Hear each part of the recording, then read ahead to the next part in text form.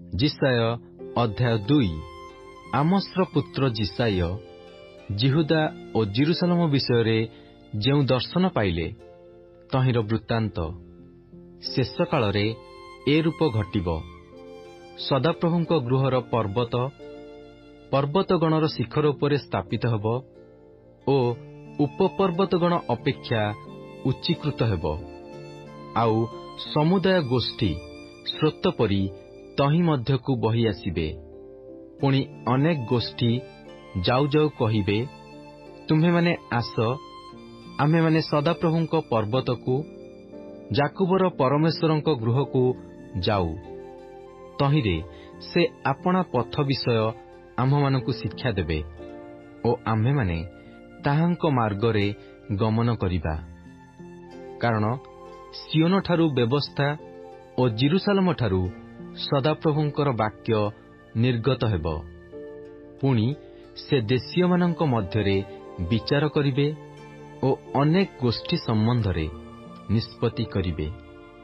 तहिरे से माने आपणा खड्ग भांगी नंगलर फाळ करिबे ओ आपणा आपणा वर्षा भांगी दा निर्माण करिबे।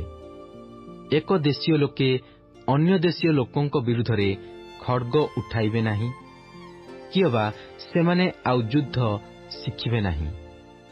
हे जाकुब वंश, आस, आम्भे माने सदाप्रभुंक दीप्ति रे गमन करू। कारण तुम्भे आपणा लोक जाकुब वंशकु परित्याग करियछ, जेहेतु सेमाने पूर्वदेशीय आचार रे परिपूर्ण ओ पलेष्टिय मानंक न्याय गणक होइछन्ति। पुणी सेमाने विदेशीय संतानगण सहित हस्त ताଳି दियंती। सेमानंक देश मध्य रूपा ओ सुनारे परिपूर्ण। सेमानंक धनर सीमा नाही।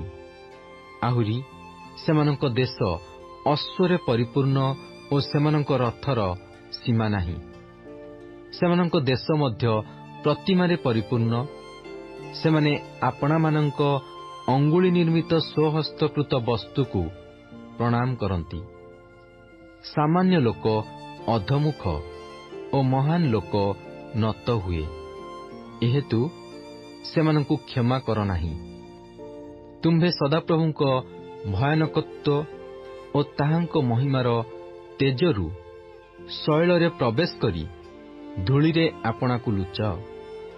मनुष्यर उच्च दृष्टि नत हेब ओ मनुष्य मानंकर अहंकार अवनत हेब। पुणी से दिन रे केवल सदाप्रभु उन्नत हेबे।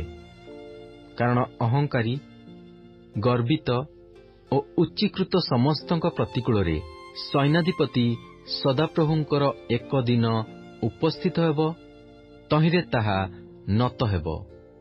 अर्थात से दिन लिबानन रो उच्च ओ उन्नत सकल एरस वृक्षर प्रतिकूल ओ बासन रो समस्त अलन वृक्षर प्रतिकूल, पुणी सकल उच्च पर्वतर प्रतिकूल ओ सकल उन्नत उपपर्वतर प्रतिकूल, आउ प्रत्येक उच्च दुर्गर प्रतिकूल ओ प्रत्येक सुदृढ़ प्राचीरर प्रतिकूल, तर्शीस्र सकल जहाजर प्रतिकूल ओ मनोहर सकल शिल्पकर्मर प्रतिकूल हेब।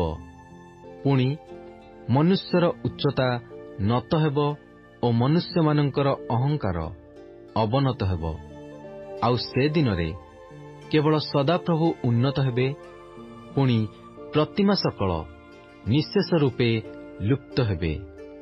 आउ जेतेबेले सदाप्रभु पृथ्वी की अतिशय कंपित करबाकू उठिबे, सेतेबेले लोकमाने ताहांकर भयानकत्व ओ महिमार तेजरु शैलर गुंफा ओ पृथ्वीर गर्तरे प्रवेश करिबे। सदाप्रभु पृथ्वी की अतिशय कंपित करिबा पई उठिले। ताहांक भयानकत्व ओ ताहांक महिमार तेजरु शैलर गौहर ओ शैलर विदीर्ण स्थान रे प्रवेश करिबा पई मनुष्य आपणार भजनार्थे निर्मित रौप्यमय प्रतिमा ओ स्वर्णमय प्रतिमागणकू से दिन मूषिक ओ चामचिका गणर निकटरे पकाईदेब।